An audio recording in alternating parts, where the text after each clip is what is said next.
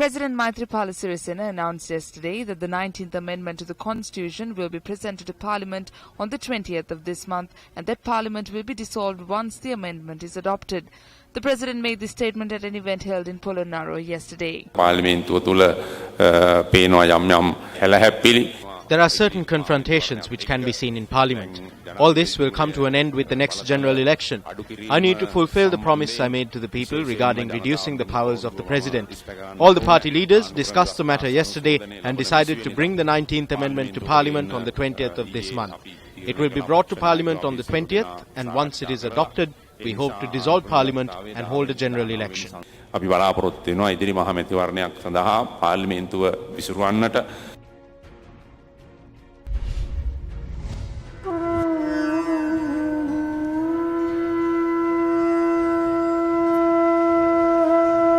The mortal remains of the late Chief Prelate of the Asgari chapter of the Siam sect, Agama Pandit, the Most Venerable Udugama Shri Buddha Rakita Thera, were placed at the Asgari Mahavihara yesterday. The final rites will be observed on Sunday.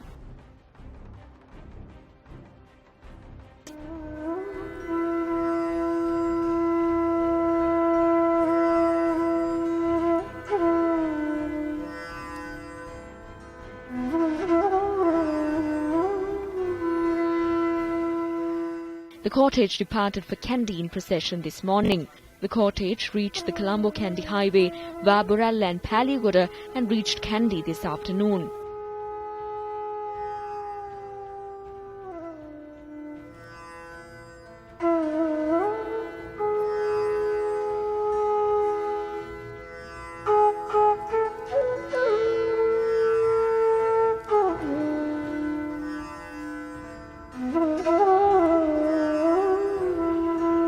The mortal remains were then brought to the Asgari Mahavihara.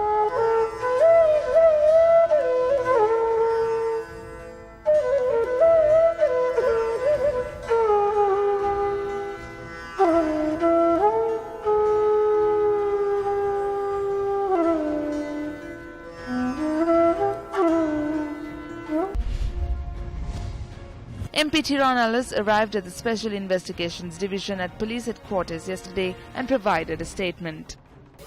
I'm not sure why they asked me to come. If they send me back, I will speak to you when I return. On his way out of the premises, MPT Narenderas made a statement to the media.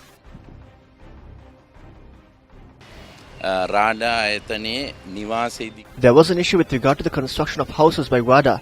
They called me to record a statement. I told them that I am against the actions taken by a single individual. Today I will name that individual. With responsibility I can state that this person is Minister Champika Ranamaka. He is behind this campaign that is being staged against me. Under the front known as the Anti-Corruption Front, he has filed a complaint against me with the IGP and an investigation has commenced. This is simply slinging mud at me and an act of political revenge. The reason for this is simple.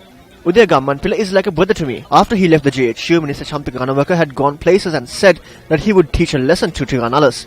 He had said that I had intervened with the GHU not knowing who party the Champika Ranamaka was. This is that lesson he spoke of. He is trying to teach a lesson to me. I wish to say this to Champika Ranamaka. I bow down to no one. He cannot teach me any lessons. I will take this to every place possible and continue this fight.